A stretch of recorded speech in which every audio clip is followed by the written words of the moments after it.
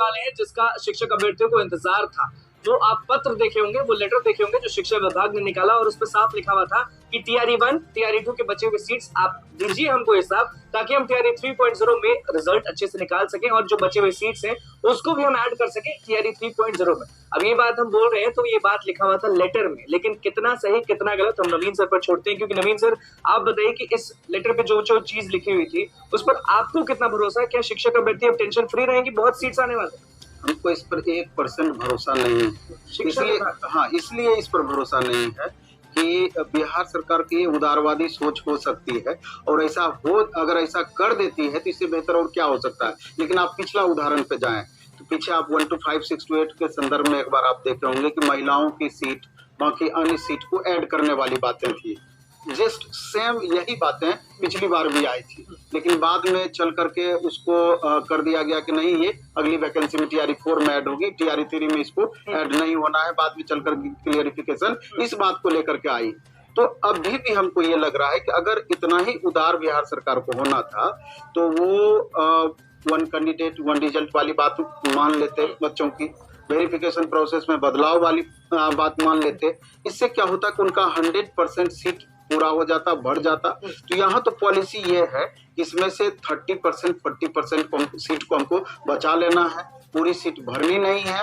और 1 candidate 1 result ये दोनों मिला के अप्रोक्स आपका 30 to 35% सीट बच जाती है और उसी को अगली वैकेंसी में ऐड करके बड़ा डेटा दिखाया जा रहा है। हाँ, तो अगर ये वैकेंसी जो अभी बताई जा रही है इसको टीआरई 4 में अगर बिहार सरकार जोड़ती है तो वो अपनी 1,60,000 का जो डेटा बोल रही है पहले से, उसको वो पूरा कर पाएगी या पूरा दिखाने का प्रयास करेगी। हमको तो अभी भी विश्वास नहीं हो रहा है। हमको लगता है कि अगली वैकेंसी में ही इसको जरूर ऐड करेगी बिहार सरकार। लगातार इस चीज पे, क्योंकि पिछली बार भी हम आपके पास आए थे तो बैकलॉग वाला जो मुद्दा था वो उठ रहा था, तो आपको नहीं लग रहा कि शिक्षा विभाग बहुत ज्यादा सीरियस हो चुकी है? सवाल ये उठता है, हम तो ये कहते हैं कि इस वैकेंसी जिसके बारे में अभी पत्र निकाला गया है, अगर इसको टीआरई 4 में जोड़ देती है तो इससे बढ़ के बातें क्या हो सकती है? अभी जो संभावित कट ऑफ की बातें बोली जा रही है तो निश्चित रूप से 2-3 मार्क्स का फर्क पड़ जाएगा, उस पर बहुत बच्चों का एडजस्टमेंट हो जाएगा इसमें। तो लेकिन अभी भी हमको पता नहीं अंदर से क्यों नहीं भरोसा इसलिए नहीं हो रहा है। पिछली बार भी यही बातें बोली गई, 1 कैंडिडेट 1 रिजल्ट आप इतनी सीटें बचा ले रहे हैं, वेरिफिकेशन में प्रोसेस में जो आप अभी प्रोसेस रखे हुए हैं वेरिफिकेशन का, तो उसके कारण आप इतने ज्यादा सीट खाली आपकी रह जा रही है, उसको आप एडजस्ट कर नहीं रहे हैं। इसको बोल रहे हैं कि हम इसमें एडजस्ट। सर कमेंट आ रहा था ना इस चीज पे, जब हमने वीडियो ये जारी किया था, जब पत्र निकला था, उसमें लोगों का कहना था कि अगर सीट बढ़ा रहे हैं तो 1 कैंडिडेट 1 रिजल्ट देंगे, ये क्या करें? कोई गारंटी नहीं है। जब तक बिहार सरकार दे नहीं देती है, वो चीज हो नहीं जाता है, वो लास्ट मोमेंट में जाकर के भी सब चीजें बदल जाती है। इसी लेकर हम कह रहे हैं कि जो अभी लेटर निकाला गया है, चारों तरफ यूट्यूब पर देख रहे हैं कि हम लगातार वायरल हो रहा है, तो कितनी सत्यता है इसमें कुछ दिन बाद आपको पता चलेगी। अगर ये इम्प्लीमेंट हो जाता है, अभी भी हम कह रहे हैं इससे बढ़ के इससे अच्छी बात क्या हो सकती है, लेकिन होना चाहिए ये चीज। पिछली बार भी इसी तरह का निकला था, लेकिन बाद में चलकर क्लियर कर दिया गया कि नहीं, इस वैकेंसी में इसको ऐड नहीं किया। सप्लीमेंट्री पर तो अब सब चीज लोग भूलते हैं, शिक्षक भूल जाए या नहीं भूल जाए, कोर्ट का मैटर था, कोर्ट का ऑर्डर भी आया टीआरई 1 के संदर्भ में, और जो पिटिशनर थे वो खुश भी हैं कि आगे चल करके ये इम्प्लीमेंट होना ही होना है और उसके आधार पर फिर टीआरई 2 में भी बच्चों को लाभ मिलेगा वगैरह वगैरह, ये प्रोसेस चल रहा है। लेकिन बिहार सरकार इतना होते हुए भी ठंडे बस्ते में उसको डाले हुए है, तो किस बात पर आप कैसे विश्वास करें? अच्छा, डीवी वाला चीज कि पिछली बार आप ही जानते हैं कि इस बार अब छांटा जाता है लोगों को, मतलब कि बहुत साल पढ़ा लेंगे, 5 महीने पढ़ा लेंगे, उसके बाद छांटा जाता है और उस सीट को बचा के रखना। ये सिर्फ बिहार की बात नहीं है, इंडिया की बात नहीं है, पूरा वर्ल्ड लेवल पर कहीं ऐसा नहीं होता है कि आप पहले ज्वाइन करवा लेते हैं, ऑनलाइन वेरिफिकेशन ज्वाइन करने के बाद करते हैं, कोई उसका औचित्य नहीं है। क्योंकि इससे क्या होता है कि आंख में धूल झोंकने वाली ही बात है इस प्रोसेस में, क्योंकि लगभग 38 बिहार में 38 जिले हैं, लगभग हर जिले से 200-300 सीट मिनिमम वैकेंट इस बार भी होगी और पहले से भी हो रही है। तो बाद में जो इतनी सीटें वैकेंट होती है उसका कोई माई बाप नहीं है, वो निश्चित रूप से अगली वैकेंसी में ऐड करने का ही एक प्रोसेस है, दिखाने का। इतनी बड़ी आप देख लीजिए ना कि 1,70,000 वैकेंसी टीआरई 1 में आया, फाइनल सिलेक्शन कितने बच्चों का हुआ, फाइनली ज्वाइन किए 95,000, TRE 2 में 1,20,000 वैकेंसी आई, लगभग 40,000 प्लस सीटें तब भी वैकेंट रह गई, अगली वैकेंसी में ऐड किया गया।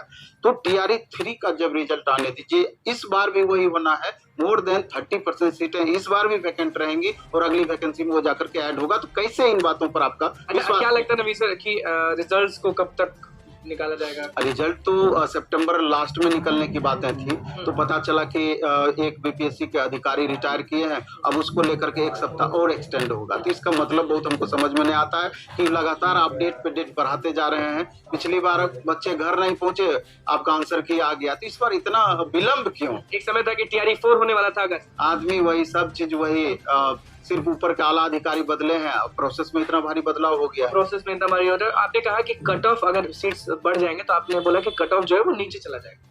निश्चित रूप से अगर इतनी सीटें ऐड होगी तो स्वाभाविक रूप से 1 नंबर 2 नंबर या 2 नंबर से ज्यादा ही इस पे फर्क पड़ेगा कट ऑफ पर। कट ऑफ से याद आया नवीन सर, दूसरा तो ये भी हो रहा है कि अभी जैसे कि 1,60,000 वैकेंसी 1 to 5 में थी, तो 1,60,000 बच्चे फॉर्म भरे हुए थे 28,000 प्लस वैकेंसी के लिए।